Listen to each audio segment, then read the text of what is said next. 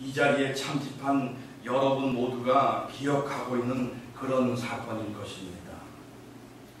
지금으로부터 9년 전, 그러니까 2010년 8월 5일 칠레 북부 코피아포 인근 에스테반 광산에서 지하 갱도가 무너져 33명의 광부가 갇혔지요. 그 후 무려 69일 만에 33명 전원이 구조가 돼서 전 세계가 열광했습니다. 근데 열광의 며칠이 지나자 영국 신문 가디언, 이 신문 좀 진보적이죠. 불편한 진실이라는 제목으로 33명의 광부들이 갇힌 갱도에서 어떻게 지냈는지를 알려주었습니다. 지하 622m에서 광부들은 세 패로 나누어 갈등하다가 심지어 심한 패싸움까지 벌였다고 했습니다. 다행히 사태가 호전돼 구조의 전망이 보이자 33명의 광부들은 약속을 했다고 합니다. 일단 지상에 올라가면 그동안 지하에서 있었던 일들에 대해 일체 침묵하리요. 광부들의 이러한 태도는 칠레 정부의 잘못된 처사 때문이라고 가디언은 덧붙였습니다. 평소 같으면 광부의 손을 잡거나 호응할 리가 만무한 세바스티안 피네라 대통령이 33명의 광부들을 끊임없이 영웅화했다는 거죠. 물론 이런 작업을 통해 자신의 정치적 프로필을 강화하려 했겠지요. 아무튼 지상으로부터 전해들은 소식을 통해 자신들이 영웅이 되어 있다는 사실을 알게 된 광부들은 어쩔 수 없이 그들의 실제 모습을 감춰야 한다고 생각했습니다. 근데요,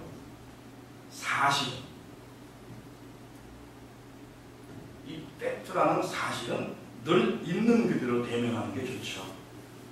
그래야 성찰이 가능하고 실제적인 대책도 모색할 수 있기 때문입니다. 영국 신문 가디언이 보도한 불편한 진실은 달리 보면 정직한 진실이죠. 에스테반 광산 사고는 이미 세월이 많이 흐른 일입니다. 그럼에도 이 정직한 진실 부분을 포함해 칠레 에스테반 광산 사고가 우리로 하여금 진지하게 생각하도록 이끄는 사실들은 여전히 퇴색되지 않았죠. 첫째로 성찰케 되는 사실은 이런 것이라 여겨집니다. 희망의 첫 부분은 항상 막막함이 차지하고 있다는 점이죠. 그럼에도 불구하고 그 막막함 속에는 대단한 내용이 들어있습니다. 갱도의 중간 부분이 무너져 연쇄 붕괴가 우려되자 광부들은 어쩔 수 없이 더 낮은 지역으로 후퇴했어요. 거기는 무지 습한 데다가 30도가 넘는 땅속 622m 지점입니다. 지상으로 연결된 통로는 완전히 차단됐고 자신들의 위치를 알릴 수 있는 수단도 전무했습니다. 가진 거라고 이틀치 식량뿐. 그야말로 죽음을 아주 근접한 상태에서 느낄 수 있는 막막한 처지였죠. 근데 막막하기로 말하면 지하만이 아니라 지상도 마찬가지였어요. 매몰된 사람들의 부모와 아내와 아들과 딸 그리고 친구들이 거기 있었습니다. 매몰된 사람들을 구해야 하지만 연락을 취할 수가 없기 때문에 도대체 어디에 그들이 있는지를 알 도리가 없었습니다. 하지만 더없이 막막함에도 불구하고 지상과 지하에서는 행동을 취했어요. 622m 지하에서는 가지고 있는 식량을 극도로 절제하며 아꼈습니다. 42시간마다 1인당 참치 통조림 2스푼, 과자 반 조각, 우유 반 컵으로 허기를 참아야 했습니다. 물론 이것마저도 이내 바닥날 것이 뻔했죠. 따라서 이런 형태의 절제, 이런 형태의 처지는 아주 막연하기 짝이 없는 행동이었습니다. 그러나 어찌됐든 관부들은 무섭게 절제를 했습니다. 이런 행동은 관부들이 희망을 가졌다는 증거이기도 하죠. 지상에서도 막연하기 짝이 없는 행동을 취했습니다. 직경 16cm의 굴착기로 무작정 이곳저곳을 뚫어보는 거죠. 무작정. 어쨌든 이것도 지상의 동료들이 희망을 포기하지 않았다는 증거죠. 여러분, 희망의 첫 부분은 이처럼 늘 막막하기에 동원하게 되는 수단 역시도 정말 한심할 정도로 막연합니다. 이를 달리 표현하면 이렇게 말씀드릴 수 있죠.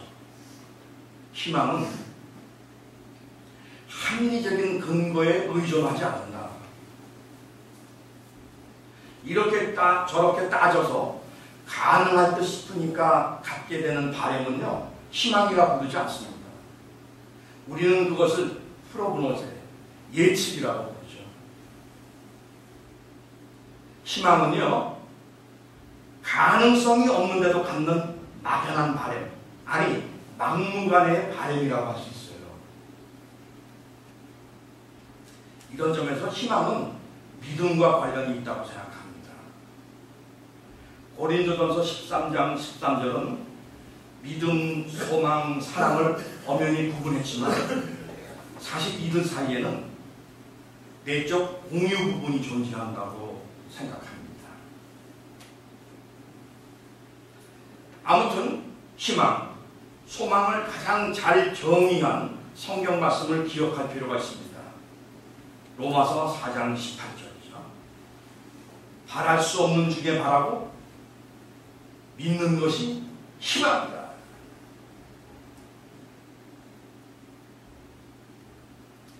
막막함, 깜깜함은 늘 희망의 전조적 성격입니다. 우리 사회 지금 한숨이 크게 나오죠. 그러나 이 막막함, 깜깜함은 늘 희망의 전조적 성격입니다. 하나님 계십니까? 우리는요, 하나님을 믿음으로 몇 가지 사람들에게 당연한 듯 여겨진 거가 박탈되어 버렸어요. 지난번에도 말씀드렸죠? 우리는 외롭다는 말을 못한다고요. 그러면 하나님을 부정하게 되는 거라고요. 아, 이거 안 돼. 안 돼. 답답한 거. 그러면 역시 하나님을 부정하게 됩니다. 우리는 딱 희망의 자리를 박탈당한다는 겁니다.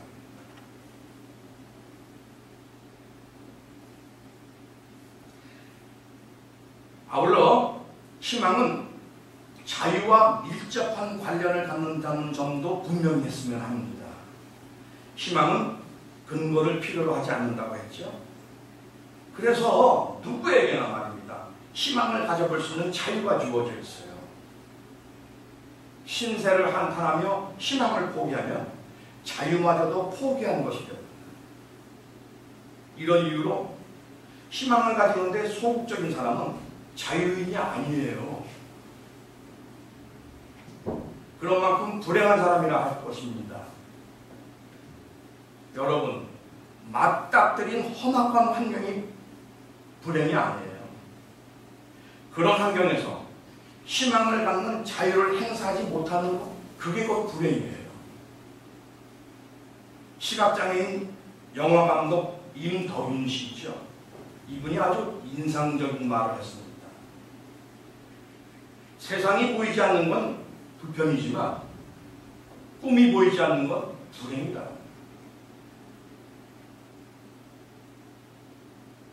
마지막으로 희망은 계획과 실천을 부른다는 점을 분명히 생각합니다. 희망을 포기하지 않자 7일의 광부들은 정말 가지뿐인 그 식량을 전략하는 계획부터 세웠습니다. 그리고 용역광부 5명이 탈출을 위해 일방적으로 땅굴을 파려고 들자 이들을 날렸습니다. 장기적으로 볼 때 무모한 체력 소모를 피해야 하기 때문에 직경 16cm 탐침봉으로 외부와의 연락이 닿자 희망이 급속도로 커졌습니다. 이렇게 되자 광부들 사이에 질서도 생기기 시작했습니다. 여기서 우리는 희망에 관한 아주 고전적인 진리와 만나게 됩니다. 희망이 있는 곳에는 미래가 있기에 과격한 파괴나 무질서를 피하죠. 미래가 없는 사람은 그렇잖아요. 망명하죠. 그래서 무섭습니다. 희망이 있는 사람은 미래가 있고 그런 만큼 이 미래를 기획합니다. 구출이 돼서 지상에 올라온 광부들 중에는요, 지상에서 취하게 될 자신의 첫 번째 행동을 상상하면서 프로그램화한 사람도 있어요. 지상에 올라오자 무릎을 꿇고 기도드린 사람. 이 기도는 다른 사람은 모르지만 믿는 우리에게는 강하게 엄습하는 그런 장면이죠.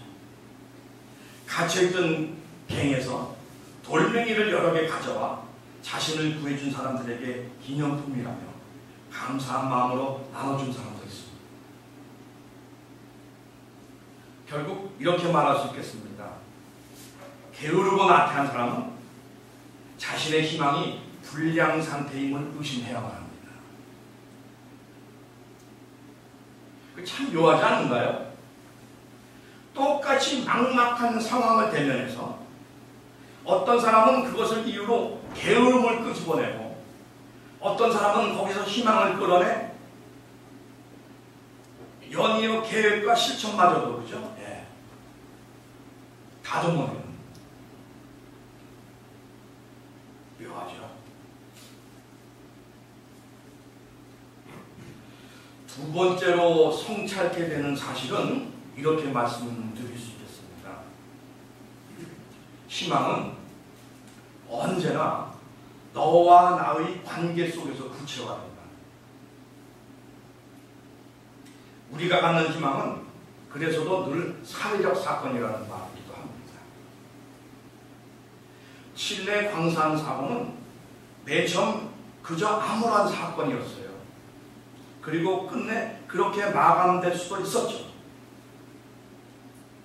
하지만 더없이 막연함에도 불구하고 지상에서 미친 듯 이곳저곳에 탐진봉을 뚫다가 매몰된 광부들과 연락이 닿자 갑자기 상황이 일변했습니다.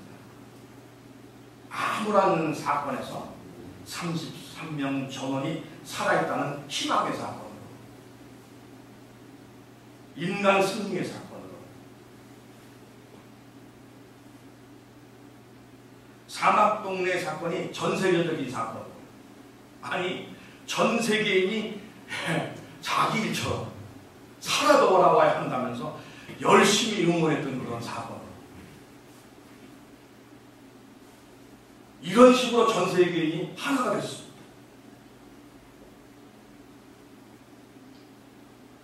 일이 이렇게 된 데에는 나만이 아니라 너도 있었기 때문이죠.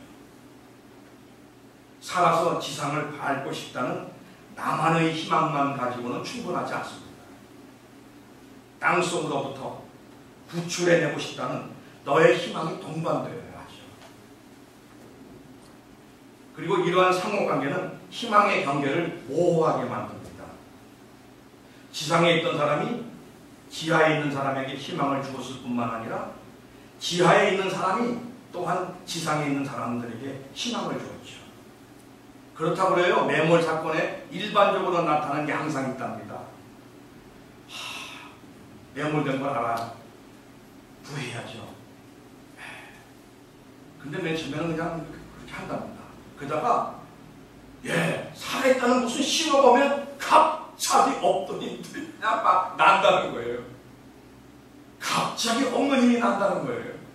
그래서 뭐 자기는 돌고 잡고 막 해서 구해낸다는 거예요. 그리고 스스로 온갖 애를 써서 구해낸 그 사람에게 꼭 말한답니다. 살아있어서 고맙습니다. 살아줘서 고맙습니다. 그렇게 얘기한대요.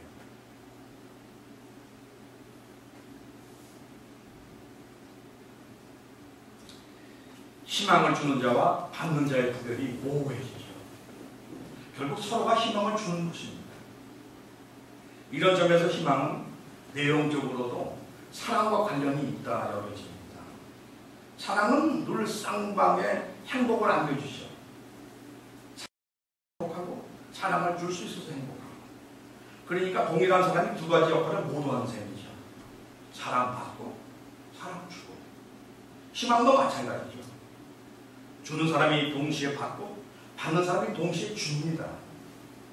따라서 사랑과 마찬가지로 희망을 나누는 경우에 있어서는 인색할 필요가 없죠. 출항을 반대하는 바울의 만류에도 불구하고 바울을 로마로 압송하는 로마군 장교 백부장이죠. 이 백부장은 선장과 선원의 말을 믿었습니다. 어떻게 됐나요? 결국 바울의 염려대로 유라굴로라는 바다 폭풍을 만나 배는 표류했습니다. 어디가 하늘인지 어디가 바다인지 구별이 되지 않는데 산 같은 파도에 혼이 나가고 기력마저 잃어서 사람들은 체념했죠. 그때 바울이 외칩니다. 저는 이 바울의 모습이 기독교인의 모습이어야 한다고 생각합니다. 바울이 외칩니다. 하나님으로부터 들은 사실을 성객들에게 알려준 거죠. 내가 하나님의 종인데 나 로마로 가야 됩니다.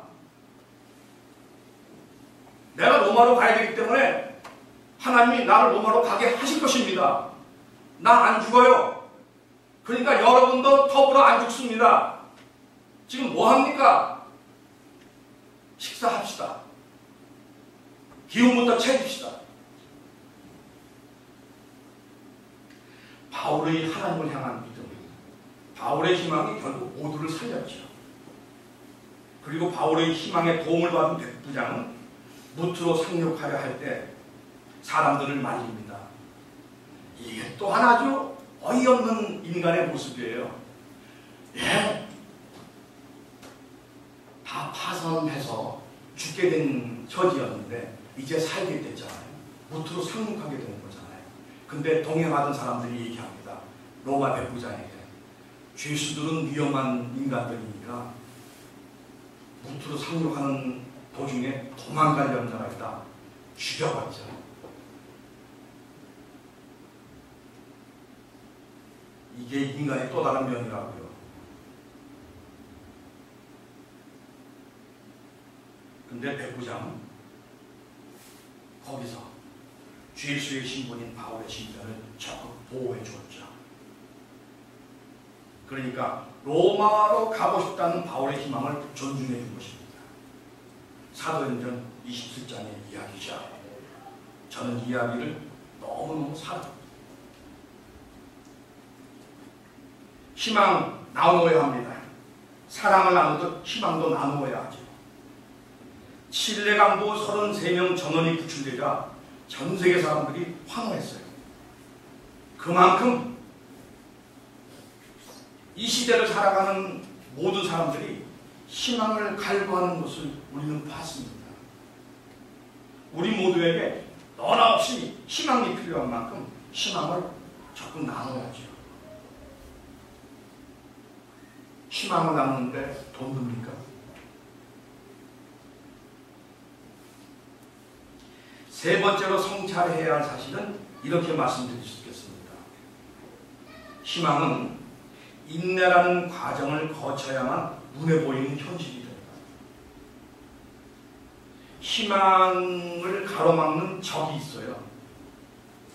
희망의 적은 낙담이 아니라 성급함입니다. 낙담은 성급함의 결과죠. 지상과 연락이 닿지 않던 17일 동안 광부들은 막막함과 씨름했습니다. 지상과 연락이 닿자 그때부터는 인내와 씨름해야 했습니다. 지독한 환경에서 52일 동안 안달하며 지낸다는 거 여러분 쉽지 않습니다.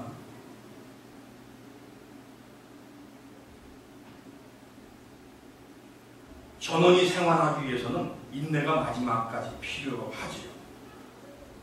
첫 번째 사람이 구출되어 지상으로 모습을 나타내자 이 광경을 바라본 사람들은 누구랄 것 없이 또 한 사람을 자동으로 떠올리게 되죠. 순서의 맨 마지막에 올라오게 된 광부. 그 사람이 올라올 때까지 도중에 무슨 일이 발생하지 않아야 한다는 생각을 모두가 절절하게 했을 것입니다. 모두가 그런 만큼 한 마음으로 서두르지 말고 차분하게를 외쳤을 것입니다. 어렵사리 마련한 비상통로가 중간에 막히면 희망은 순식간에 비극이 되죠. 성급함이 희망을 짓밟을 수 있습니다. 앞서 말씀드린 것처럼 희망은 자유예요. 심지어 아주 극악한 상황에서도 희망을 가져볼 수 있는 자유는 하나도 손상됨이 없이 생생하게 존재합니다. 이거 실증한 사람이 있어요. 더군다나 심리학자예요. 오스트리아 태생의 유대인 심리학자 빅터 프랑클은 악명이 높은 아우슈비츠 카체트에서 마지막까지 살아남았습니다.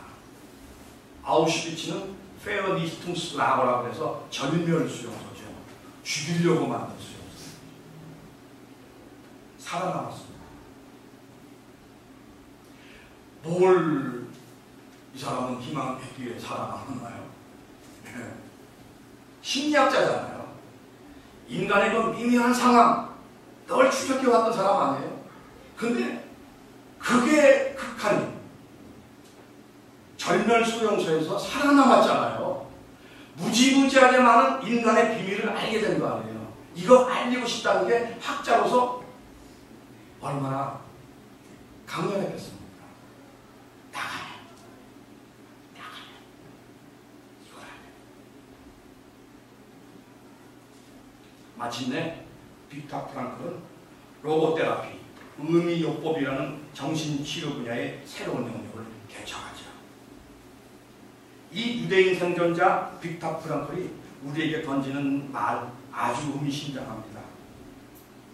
죽음이 너무너무도 흔해가지고 일상사가 되어 있는 집단 수용소에서조차도 사람이 희망을 갖는 것을 막을 도리가 없다. 그 무서운 카체트의 독일군 SS 대원도 프랑클이 남몰래 희망을 갖는 것을 막을 수는 없었습니다. 희망을 갖는 데는 어려움이 없어요. 그러나 분명히 해야 할 게 있습니다. 희망에는 이토록 쉬운 부분이 있는가 하면 어려운 부분도 있어요. 인내가 그렇습니다.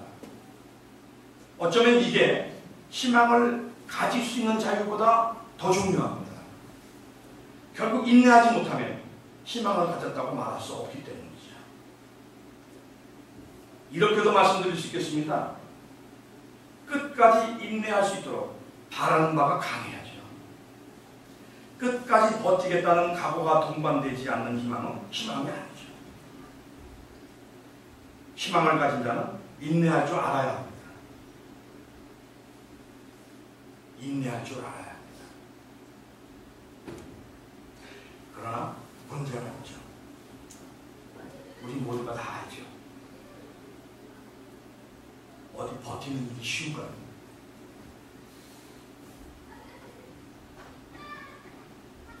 그래서도 구출돼서 지상을 밟은 한 칠레 광부의 말이 비상합니다. 자신은 622m 지하에서 신과 악마를 모두 만났다고 했어요. 신과 악마 사이를 수없이 왔다 갔다 방황했는데 그래서 끝내는 하나님을 택했다고. 그 결과 지금 여기에 서 있다. 내가 가진 희망만으로는 불충분합니다. 우리는 이웃으로부터 주어지는 희망을 절실히 필요로 하지요. 이 경우 우리에게 희망을 주는 가장 확실한 이웃은 누구일까요? 하나님입니다. 하나님. 하나님에 대한 체험도 다 있어요. 다양하게. 또 풍부하게 있어요.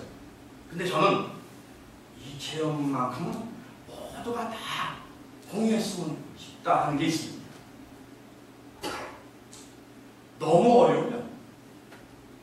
너무 어려우면 우리는 우리를 위로할 마지막 방법을 생각하게 됩니다. 나를 포기하는 거죠. 나를 포기하는 거죠. 저도 그랬죠. 용산역에서 눈 내리는 밤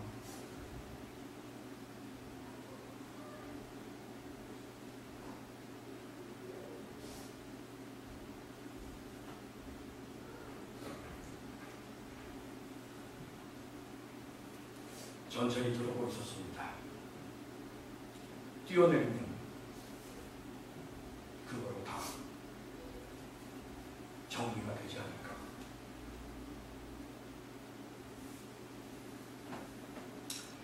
근데도 지금 이 자리에 있는 건 하나님 때문입니다.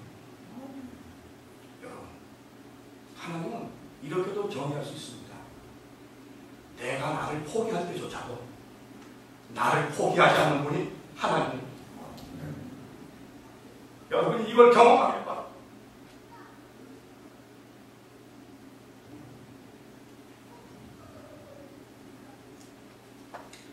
아울러 하나님은 스스로 인내의 궁극이죠. 나를 참아주시고 격려해 주시는 것을 보면 우리는 금방 확인하게 됩니다. 그런 하나님께서 성경을 통해 우리에게 권면하시죠. 만일 보지 못하는 것, 그러니까 희망하는 것을 바라면 믿음으로 기다리지니라. 로마서 8장 25절의 말씀입니다. 고린도전서 13장 7절은 이렇게 되어 있습니다. 모든 것을 참으며 모든 것을 믿으며 모든 것을 바라며 모든 것을 견디느니라. 인내가 없는 희망은 금방 사그라듭니다.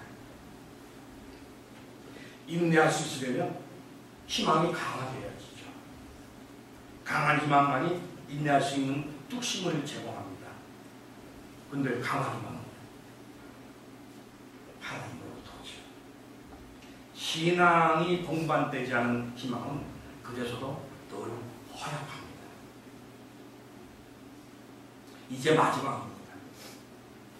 마지막으로 성찰해야 할 사실은 이렇게 말할 수 있겠습니다. 희망은요, 성취된 후 그 뒷정리가 있다는 것을 잊지 말아야 합니다. 갇힌 갱도로부터 천신만고 끝에 살아 돌아온 33명 광부의 뒷이야기를 주목할 필요가 있습니다. 이들이 살았다는 사실에 감격하며 남은 생을 더없이 알뜰하게 행복하게 누릴 줄 알았는데 그렇지 못하다는 사실이 우리를 굉장히 머쓱하게 만듭니다. 갑작스레 유명이 되면서 기대하지 못했던 사회적 환대에 이들 33명의 광부들은 자기 자신을 잘 추스르지 못했다고 해요. 게다가 이 세상의 환대, 이거 길게 지속되지 않는다는 거죠. 칠레 사회는 한때는 그렇게 환대해 주다가 어느 때 가서는 이 사람들 해주기를 바라는 게 너무 많네 하면서 노골적인 푸념을 늘어놨죠. 아무튼 33명 중 현재 안정된 세목을 유지하고 있는 사람은 고작 서너 명. 대부분 정신불안 증세로 고통을 받고 있으며 마약 중독 상태에 있는 사람도 여러 명이라고 해요. 무려 67일 동안 험악하게 짝이 없는 사지에서 버텨냈던 강인한 사람들 치고는 너무 안타까운 모습이죠. 여기서 우리는 경험에 대한 심리학자 알프레드 아들러의 말을 다시금 상기할 필요가 있습니다. 인용합니다. 인간은 경험을 통해서가 아니라 그 경험에 대한 해석을 통해 자신을 빚어나가는 존재다. 경험이 다가 아니에요. 경험을 했어도 어려운 시대를 그죠? 그렇게 어렵게 넘어왔음에도 판단력이 마비돼서 지금 태극기 들고 미국 성적이 들고 이스라엘 국기 들고 길을 방황하는 경험 풍부한 나이 많은 사람들이 얼마나 많습니까?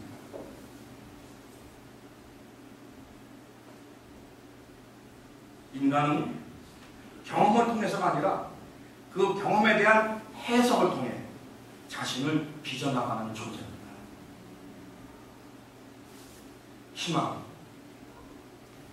희망이 성취되지 못한 채 그냥 바램으로 끝나는 경우는 참으로 많죠. 따라서 희망이 성취된다는 건 이건 정말 대단한 사건입니다. 그러나 이 드물면서도 값진 성취를 경험하고도 그것이 당재의 삶을 풍요롭게 만들지 못한다면 그보다 더 안타까운 일은 없죠. 근데 이런 일이 우리 주변에 많아요. 희망을 가졌기에 복권을 샀겠죠. 그리고 놀랍게도 당첨이 됐습니다. 1억씩을 3명의 동생들에게 나눠줬죠. 남은 5억으로 음식점을 운영한 아주 망치 좋은 형이었어요. 그러나 음식점 사업이 좋아지지 않자 이러저러 꼬이는 일이 발생하고 결국은 동생을 살해했습니다. 그것도 동생의 아내와 동생의 어린 딸이 보는 앞에서.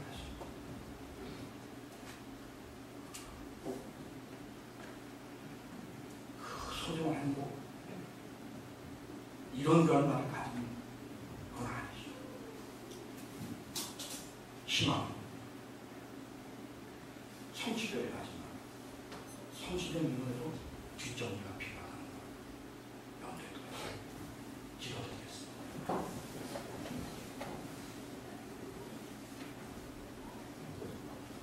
하나님, 우리 사회에 낙담하는 사람은 굉장히 많습니다. 불행하다 말하는 사람은 굉장히 많습니다. 근데 하나님, 이걸 그냥 이렇게 너무 쉽게 말하는 거 조심해야 하지 않느냐는 생각도 있습니다. 우리가 주님으로 섬기는 그리스도 예수는 이 땅에 오셔서 우리처럼 많은 옷을 입어보지 못하셨습니다.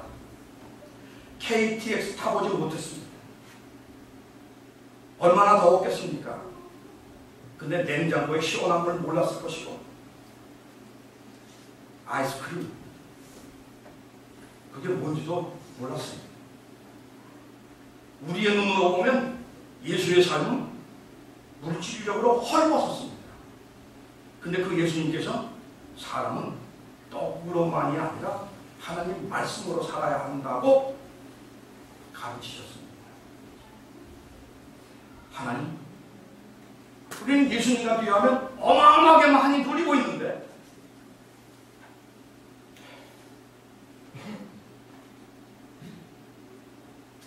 박탈감은 더 심하고 희망은 이전보다 더 안 따라갈 정도입니다.